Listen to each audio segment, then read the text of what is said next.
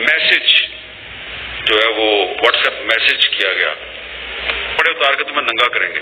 तहरीक चली वोट को इज्जत दो के नाम से, और आज वो एक पार्लियामेंट के अंदर जो पॉलिटिकल फोर्सेज हैं उनके बारे में एक आम तासुर कायम हो गया है कि यार ये तो फारग लोग हैं, ये तो स्टूज हैं किसी के, ये तो किसी के गुलाम है। तो आर्मी चीफ के कंधे पे चढ़ के जो लोग हुकूमत में आते हैं वो आर्मी चीफ को अपनी सियासत के लिए इस्तेमाल कर रहे हैं। गवर्नमेंट क्या करेगी? तो पॉलिटिकल गवर्नमेंट जो है उसने अपनी जो ताकत का सरचश्मा है उसको आर्मी चीफ बनाया हुआ है, दोनों को जेल में डाल दिया है और लोग सड़कों पे नहीं आ पा रहे और हम जीत रहे हैं। तो ये उनकी गलतफहमी है। जो खड़े हो जाते हैं उनको पार्लियामेंट के अंदर से उठा लिया जाता है और सिर्फ ऑपोजिशन के लोगों को नहीं उठाया जाता। ये भी मैं आज आपको बता देता हूँ कि जो हुकूमती जमात के लोग हैं उनको भी थ्रेट किया जाता है। अस्सलामु अलैकुम वरहमतुल्लाहि वबरकातुहू। दोस्तों, हामिद मीर अपनी जान और अपनी नौकरी की परवाह ना करते हुए हुकूमत और इदारों को खरी खरी सुना दी। दोस्तों, वीडियो मुलाहिजा फरमाएं, वीडियो अच्छी लगे तो लाइक और शेयर कर दें। 2018 के इलेक्शंस और 2024 के इलेक्शंस में क्या फर्क है? 2018 का इलेक्शन एक रिग्ड इलेक्शन था और 2024 का election the most rigged election in the history of Pakistan. Pakistan की जो हुकूमत थी, मौजूदा हुकूमत, उसका ये ख्याल है कि अमेरिका में कोई बड़ी तब्दीली आने वाली है और जब वहाँ तब्दीली आएगी तो पाकिस्तान पे बड़ा प्रेशर आएगा। तो पाकिस्तान पे प्रेशर आ गया तो फिर पॉलिटिकल गवर्नमेंट क्या करेगी? तो पॉलिटिकल गवर्नमेंट जो है उसने अपनी जो ताकत का सरचश्मा है उसको आर्मी चीफ बनाया हुआ है। तो और जो पार्टियां आज हुकूमत में हैं और वो ये समझती हैं कि जनाब हमने फलां पार्टी के पाकिस्तान की जो हुकूमत थी, मौजूदा हुकूमत, उसका ये ख्याल है कि अमेरिका में कोई बड़ी तब्दीली आने वाली है और जब वहाँ तब्दीली आएगी तो पाकिस्तान पे बड़ा प्रेशर आएगा। तो पाकिस्तान पे प्रेशर आ गया तो फिर पॉलिटिकल गवर्नमेंट क्या करेगी? तो पॉलिटिकल गवर्नमेंट जो है उसने अपनी जो ताकत का सरचश्मा है उसको आर्मी चीफ बनाया हुआ है, दोनों को जेल में डाल दिया है और लोग सड़कों पे नहीं आ पा रहे और हम जीत रहे हैं। तो ये उनकी गलतफहमी है। आप देख लीजिएगा, अल्लाह करे कि ये इस्लामाबाद लिटरेचर फेस्टिवल तवातर के साथ होता रहे। 3 साल बाद, 4 साल बाद, 5 साल के बाद मैं और मेहर बुखारी जो है वो ये कह रहे होंगे ये जो आज लोग हुकूमत में है ये अंदर क्यों है, इनके साथ बड़ी ज्यादती हो रही है, इनको बाहर आना चाहिए। और जो इस वक्त अंदर है उसको हम बुरा भला कह रहे होंगे कि यार तुमने इनको अंदर क्यों किया हुआ। तो एक मैसेज जो है वो व्हाट्सएप मैसेज किया गया और वो अभी तक हमारे एक दोस्त के पास वो मैसेज महफूज है कि बच्चे तुम्हारी जमानत तो हो गई है लेकिन इस दफा हम तुम्हारे ना कपड़े उतार के तुम्हें नंगा करेंगे। तो वो जो नंगा करने की जो धमकी थी उस पर उसने कहा कि थोड़े दिन के लिए चला जाता हूँ। मीडिया में, जुडिशरी में और पार्लियामेंट में सारे एक जैसे तो नहीं है लोग, बहुत से लोग ऐसे भी हैं उनमें जो आप जैसे हैं और वो कभी कभी खड़े भी हो जाते हैं। जो खड़े हो जाते हैं उनको पार्लियामेंट के अंदर से उठा लिया जाता है और सिर्फ ऑपोजिशन के लोगों को नहीं उठाया जाता। ये भी मैं आज आपको बता देता हूँ कि जो हुकूमती जमात के लोग हैं उनको भी थ्रेट किया जाता है। जो एक इधर तहरीक चली वोट को इज्जत दो के नाम से, और आज वो एक ऐसी हुकूमत में कल्मिनेट की है जिसकी लेजिटिमेसी क्राइसिस जो है वो हर गुजरते दिन के साथ बढ़ रही है।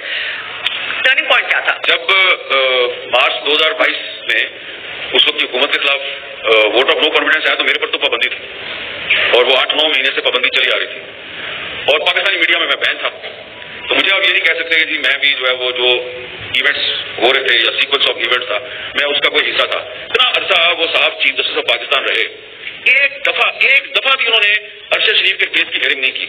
इसका क्या मतलब था? इसका मतलब था कि वो मैनिपुलेट हो चुके थे और वो मैनेज हो चुके थे और तारीख में जो उनका किरदार है उसको जस्टिस मुनीर के किरदार के साथ कंपेयर नहीं किया जाएगा। कहा जाएगा कि जस्टिस मुनीर से भी बुरा जज था। हमारे इदारे मजबूत नहीं है, इदारे वही करते हैं जो शख्सियत उधर बराजमान होती है। आप किसी भी इदारे की बात कर लें, हर इदारे को उठा के देख लें। सारे इदारे तो कमजोर नहीं है, एक इदारा तो बहुत मजबूत है। नहीं, मैंने कमजोर कहा ही नहीं।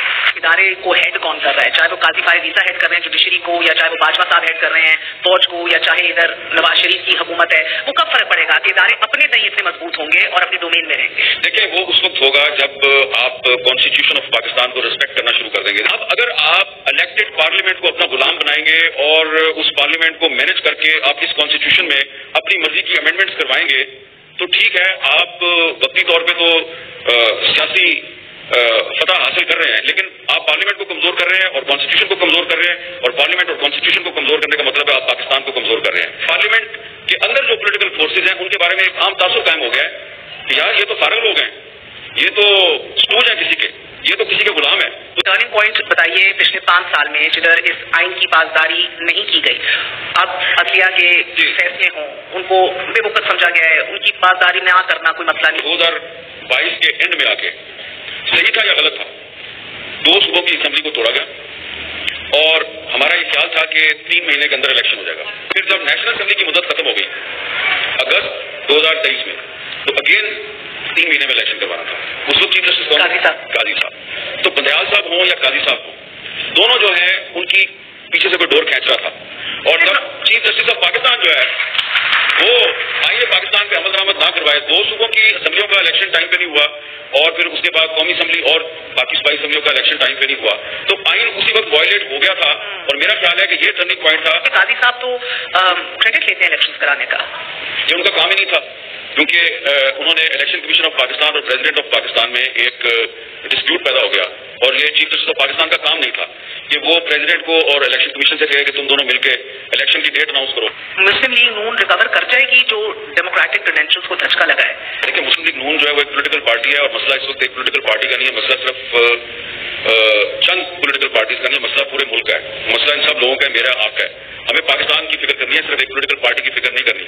और आज सबको पता है, जो हुकूमत में है उनको भी पता है, जो अपोजिशन में है उनको भी पता है, जो हुकूमत और अपोजिशन में नहीं है और आम लोग हैं उनको भी पता है कि अगर पाकिस्तान में कभी फेयर एंड फ्री इलेक्शन हो गया तो उस इलेक्शन के नतीजे में लोग जो है वो वोट को हथियार बना के हर किसी से अपना इंतकाम ले लेंगे। तो उस इंतकाम से बचने के लिए मुझे नहीं लगता कि इस सेटअप की मौजूदगी में कभी फेयर एंड फ्री इलेक्शन हो सकेगा। तो आर्मी चीफ के कंधे पे चढ़ के जो लोग हुकूमत में आते हैं तो उनको जब कोई मुस्तकबिल में थोड़ा सा प्रॉब्लम नजर आ रहा हो तो वो अपने आप को मजबूत करने के बजाय उन्होंने कहा आर्मी चीफ को 2 साल और दे दो ताकि मुकाबला जो है मैं ना करूं, आर्मी चीफ ही करे। तो ये आर्मी चीफ के साथ उन्होंने भला नहीं किया, बल्कि वो आर्मी चीफ को अपनी सियासत के लिए इस्तेमाल कर रहे हैं। अगर इलेक्शन जो है वो फ्रॉड होगा तो फिर पार्लियामेंट की मुद्दत आप 4 साल करते, 3 साल करते, 6 महीने करते, उसका फायदा कोई नहीं है। तो लोग पाकिस्तान के मेन स्ट्रीम मीडिया को, टीवी चैनल्स को और अखबारात को मैनेज करके ये समझते हैं कि वो पाकिस्तान की बड़ी खिदमत कर रहे हैं, वो गलतफहमी का शिकार हैं।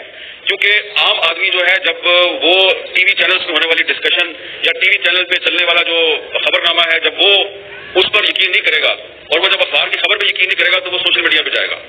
तो इसका सबसे बड़ा सबूत क्या है, जो अमेरिका का सदारती इलेक्शन है, कि सारे अमेरिका के टीवी चैनल कह रहे थे कि ट्रंप और हैरिस के दरमियान जो है वो बड़ा नेक टू नेक कंपटीशन चल रहा है जी, 50-50 चांसेस हैं दोनों में से। नतीजा क्या निकला कि ट्रंप जो है वो लैंडस्लाइड विक्ट्री से जीत गया। इसका मतलब है कि अगर